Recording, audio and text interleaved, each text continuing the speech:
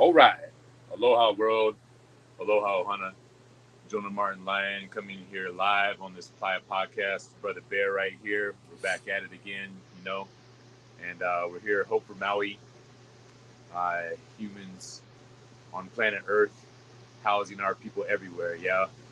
So, as you all know, Hope for Maui is a live broadcast feed where we're bringing in the truth, the news, as we see it from ground level, being on these front lines, being connected. Even though we're here on Playa, we're in communications and connection with Maui all the time, and similar things that are happening and have been happening on Maui, but what's very present there, been going on for a long time.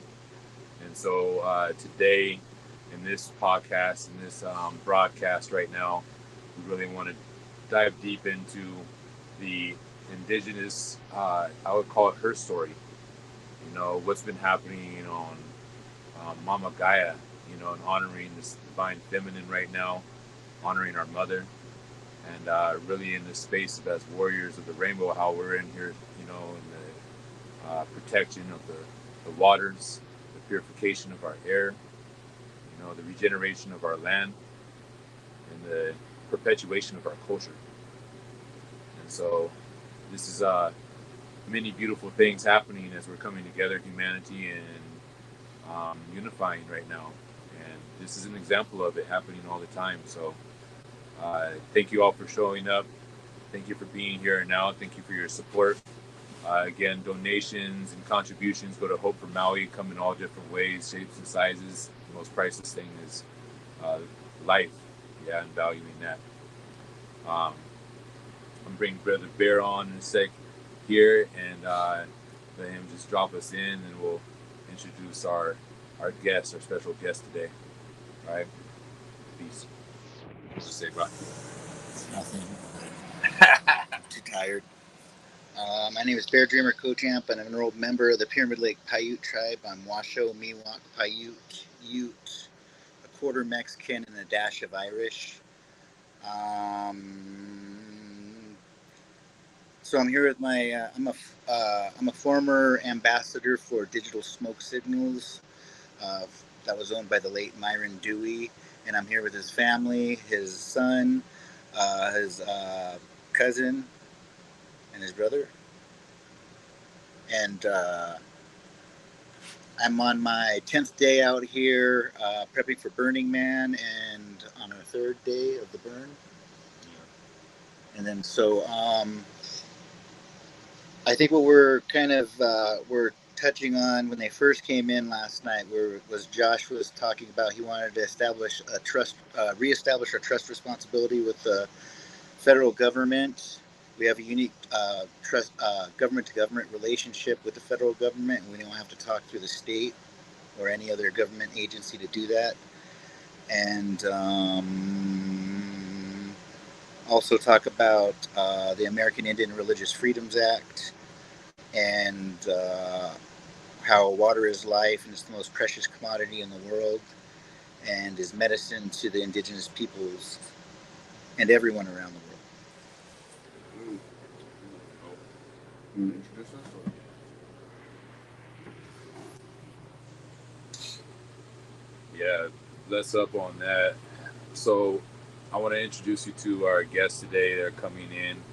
As you said, we got prayer writer and water and land protector, Josh Dini Numu. This is the people, teacher of the people. And Pesa Mugui? Pisha. Mugui. Yeah. Yeah, blessings. All right. Pija Mugui. Good spirit. Yeah, it's good to have that good spirit in the house, for sure. Blessings. Yeah. And then Atzia, Esha? Atza. Isha. Walker River. Numu. Yeah, so you go back around. So these three brethren are here to share. As I hand this off, I would want to bring one last piece of awareness to what's to the people on Maui, speaking about the people. We're, in checking in, we're in it right now on the fire. We're starting to have that stress come in around the timing of being able to stay in the hotels.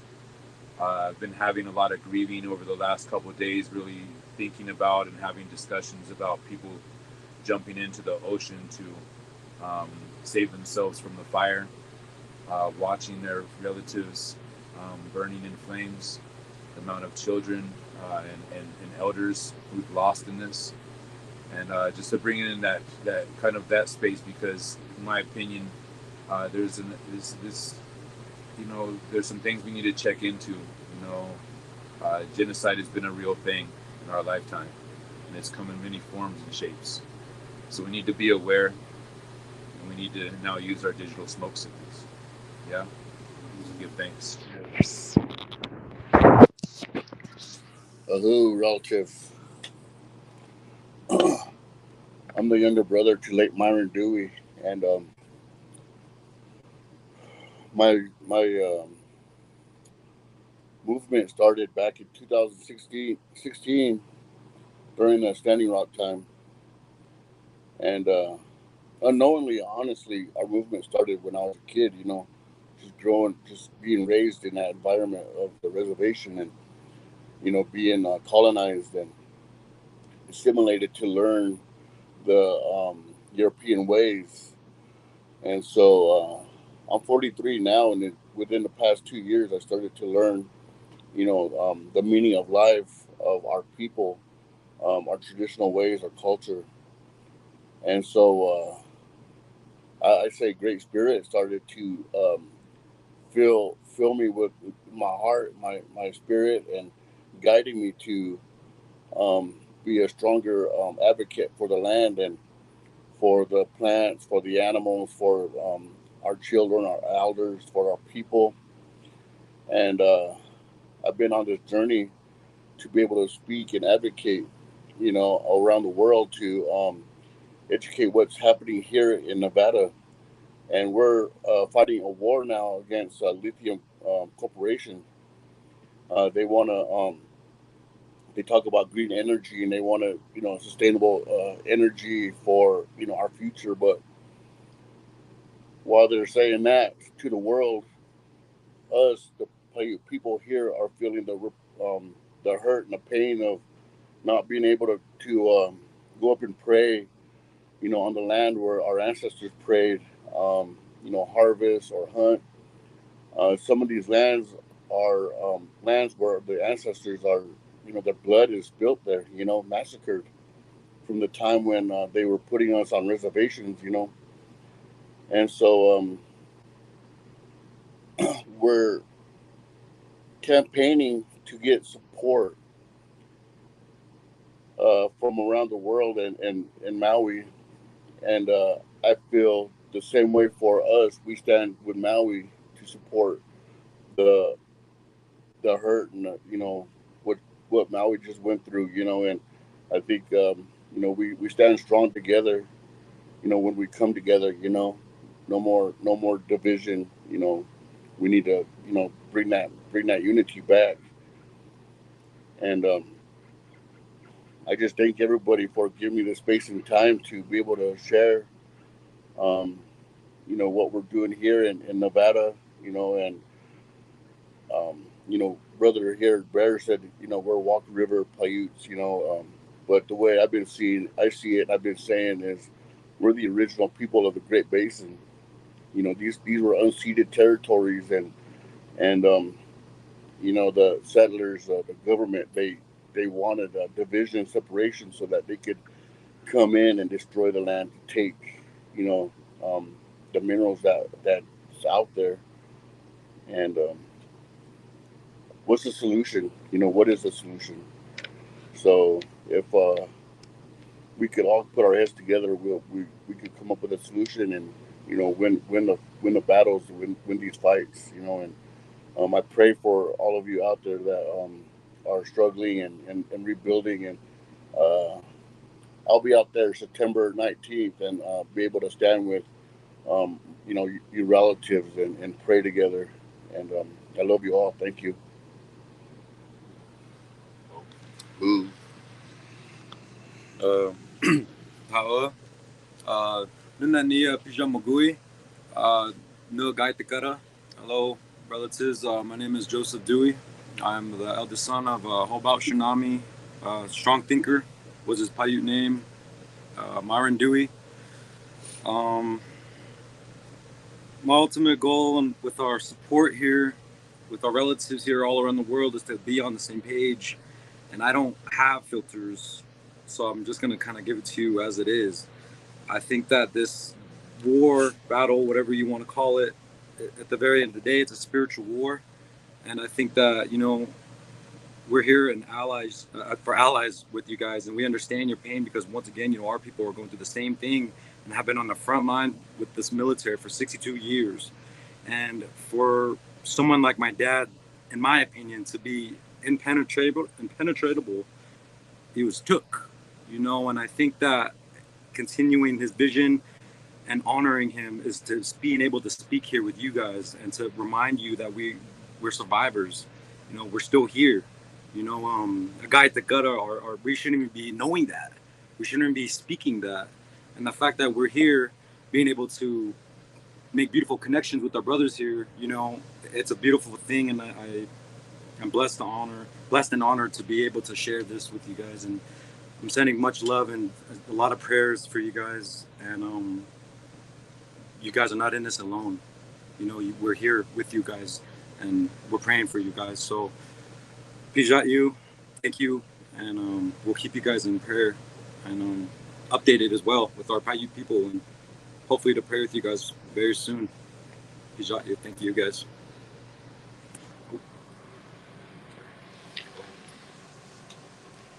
Pijat Tabino, mi atsa isha ho for minania, new Gadikada, new Waka River Tipu. Good day, everybody.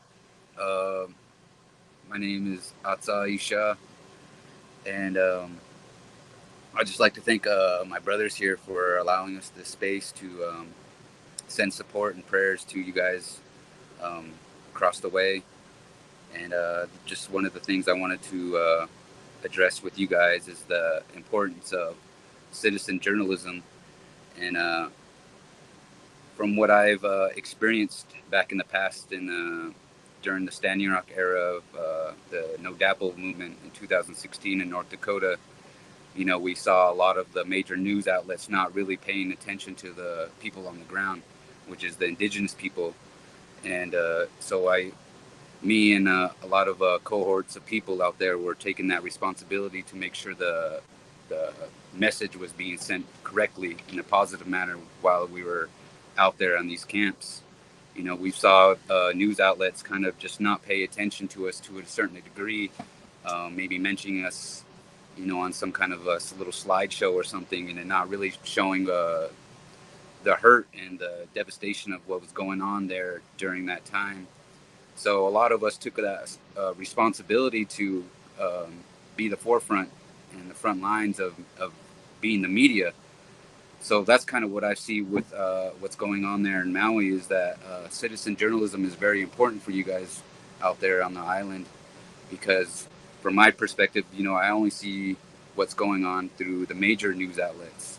But I know for a fact that the people, the indigenous people of Maui, you guys have the ultimate truth. And then that needs to be shared to the most extent, because that's where you can get the news outlets to have to tell your story instead of kind of saying it from the outside looking in. They need to have you guys be there and let them know what's going on to the day-to-day basis, to what's going on with the local communities, the tribal communities there. So, I think that citizen journalism is very important, that nowadays, social media is like the major outlet for anybody to get their word out, just for any common man. Like I said, I'm just a father of two from this indigenous land here of Nevada, but we've gained a lot of notoriety and a lot of attention while we're there at Standing Rock, and I'm just a school teacher at the end of the day. We're revitalizing our native culture. So I do thank my brothers here for allowing me to just give you guys that little bit of that word to you guys that are there, that I would rather want to find live feeds and on the ground people showing us what's going on there rather than hearing it from CNN every day and hearing it from the outside perspective. I'd rather see you guys taking on that responsibility of being the media and being there and doing what needs to be right and needs to be told the correct way. Because like we said, we've seen a lot of things where, they're ready to come and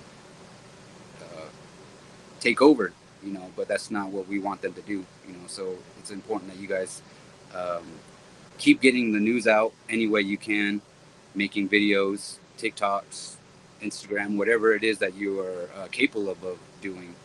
Make sure you guys get that word out as far as you can. And like you said, our brothers here and my brothers, we'll put that message out here from in Nevada, and then it just spreads like wildfire when the indigenous communities take on that role of showing the news outlets of what's really going on. So again, thank you guys for allowing me this space to just kind of talk to you guys about what's going on and the work that we're doing here in Nevada, because like I said, the indigenous communities all around are always having fights, to what's going on in Maui, to the lithium fight here, but even our cultural revitalization within a lot of our native communities that need to be at the forefront as well. We need the funding, we need the ability to go into these schools and to revitalize our culture in that way, to give us that time and space with our children, rather than having to learn about the colonized education that we've always had brought on us, but give them that perspective as well, so that way when they get to that age, that adult age, they can make those responsibilities of carrying on, that message and carrying on our ways of life. So Pijama people, we'll pray for you guys every day over there. Pray for the people that took that journey across the Milky Way. We'll pray for their spirits as well. And I do thank you guys. Hello, Pijama.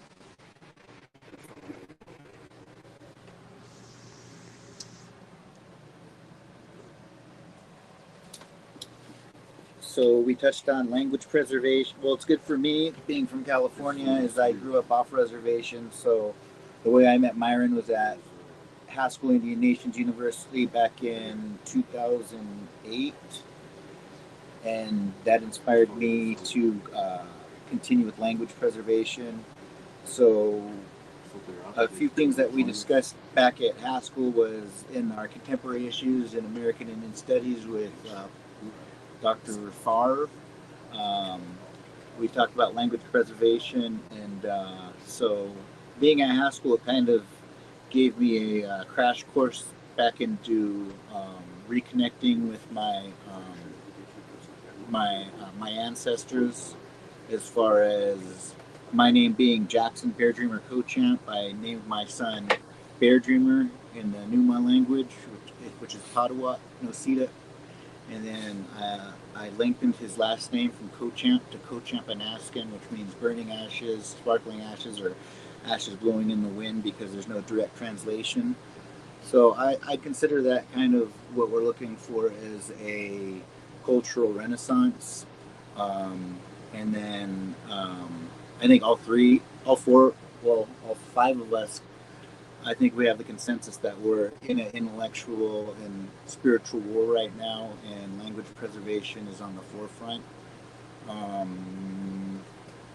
Last night we had some conversations walking on the playa for their first time, and we were talking the quickest way to kill a culture through genocide is sending little kids to boarding school and forbidding them to speak their language, and beating them, killing them, or molesting them from doing that kills your whole history right there. Then so now we're kind of starting our history from, our histories in the contemporary is that we started in 1492 when Columbus sailed over here, but now we're going further into using our traditional medicines that have been here for thousands of years before the United States was even a concept.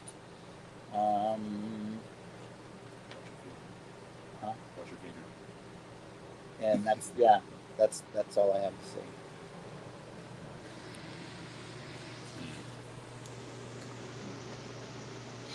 Well, on that, the language and the culture, would say something that in Hawaiian language, the state saying, if you will, this comes before it was ever a state, unlawfully occupied, is Ua mau ke ea poka aina I ka pono. The life of the land is perpetuated in righteousness. And it's a similar like when you come in, I had the water protector, mini watoni, right? Like that in Hawaiian, oli kabai. Like every culture has a way of saying, yeah, the water is life. At a roots indigenous level, our words are more about feelings and experience, and sometimes the language in Babylon, yeah, too much babble, and that tower is falling. It's about being present with each other, because it's more that, like, we speak in all the many different ways of communicating than just what comes out. Culturally, Hawaiians, yeah, it's called a honi. Okay, I want to see you hold this, bro. Bear, you do a honi with me? Yeah. So this is what it looks like, bro. Basically, near me, okay, head to head like this, and forehead to forehead. Deep breath in, out through the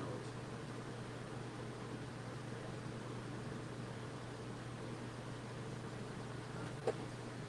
It's like it's basically a kiss to all our relatives, yeah.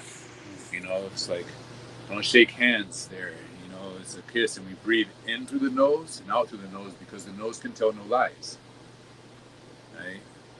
And so you think about what's taking place, right? The handshake, the lies told about agreements, treaties, all of these things that are taking place, and it's like, nah, that communication isn't always necessarily speaking the truth. These see it, yeah, this smells it, these hear it. It's just like this truth, this news, right, that we got to stay on. And citizen media, sovereign media, yeah, it's not bringing anything, any agenda, any propaganda, but just rather, this is what's happening right now. And this is live, right? This is happening right now. This is not, there's nothing planned here. We're making it up as we go along. And, Brother Josh is talking about this campaigning, like all the campaigning. What is the campaigning around? What is our intention? What is the purpose of each of these campaigns? So being really clear, and we'll be adding more links. He just shared a link with me also of how we can support their campaign. I remember running for mayor of Maui and thinking about the campaign aspect of that on a political level, so I could understand the social political environment of where I was living and calling home, And the name that came through was Campaign Aloha, and that aloha was what I learned about the culture more deeply as well. That it's deeper than the hello and goodbye. In most of our language, there's so much more underlying the just word, right? It's like you can't naming our children, right? Or these words, it's not translatable to necessarily a different dialect, especially the English dialect. Super hard to translate most indigenous languages to have direct relationship, but from indigenous language to there seems to be more alignment, yeah, in the sounds, comes from a deeper place than just here, yeah, just our beat. So in this last bit, I wanted to share that aloha spirit law, just kind of close us out for today. The first A is an acronym, the aloha spirit law, right? So there's an auntie named Kalahipaki. She was a keeper of secrets in the kingdom of Hawaii, yeah, one of the big kahunas. And she prophesied similar to the eagle, condor, quetzal, and all this, the H.O.P.E, this prophecy that's been here. Hers is that there would come a time where the world would be at war, yeah, in chaos, and the world would look to the west, and look to Hawaii for peace, and that peace would be found in aloha. So that prophecy, so then from that came this aloha spirit law, and the first A in the aloha is akahai. Akahai means kindness, to be expressed with tenderness. Akahai. The L is lokahi. Lokahi meaning unity, to be expressed with modesty. Yeah. Or, sorry, harmony. Yeah. Canoe culture, similar, looking at it from the standpoint we're all in this together. But like music, yeah, we need to find that harmonic place to be, not just in the same thing, can create noise and distraction, distortion in the field until we harmonize. The olu olu, right? It's agreeable, you know. It's like pleasant, you know. Oh, right? See how it come out, right?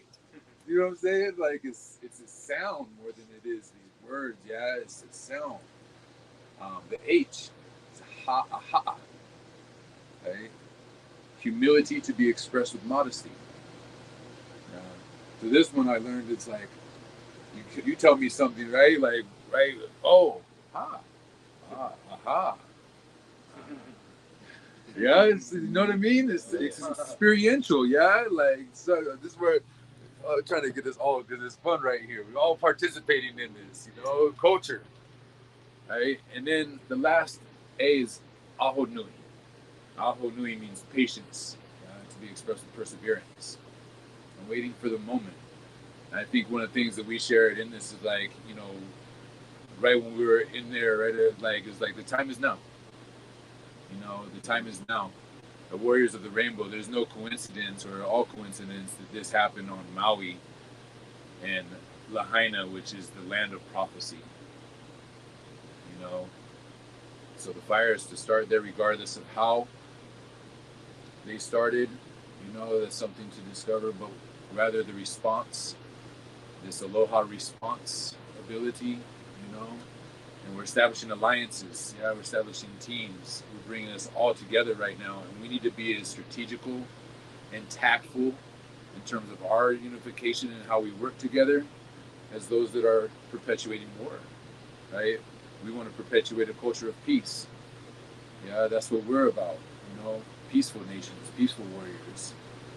So coming back to those treaties, peace treaties, it's the only thing that we can participate without perpetuating the wrongful, unlawful occupation of the Kingdom of Hawaii. It's the only thing that we can participate in without perpetuating that is peace treaty. You know, so to think about us doing that, yeah, when we come over there is through all nations, yeah, start reestablishing those treaties amongst each and every one of us right now. In the same way of getting these petitions, you know, for initiatives of protecting our waters and protecting our sacred lands and protecting our ancestral bones, our iwi kapuna, all of that, yeah, all those initiatives right there, and getting the support from what I would call those that have been part of the oppressive lineage that recognize that and are transmuting that within themselves to now show up at this time because they didn't know that wasn't part of their, you know, what they're here to do. They're here to transmute that family lineage and legacy. You know, I think Brock's doing a big part of that. You know, right? And I want to bring him on in the next, but we're going to close up because we're going to go over to a radio station and do some more of this, yeah, and drop in some PSAs, from public service announcements. So stay tuned, and thank you for tuning in to Hope for Maui today. It is Wednesday morning session, 8:08. That's the area code of Maui. So 8 o'clock a.m. And 8 o'clock p.m. Hawaii Standard Time. Please do the math. That's 3 hours Pacific, 3 hours Eastern. But this is a world and an international global news broadcast by the people and for the people. So peace, love, and bananas. Aloha.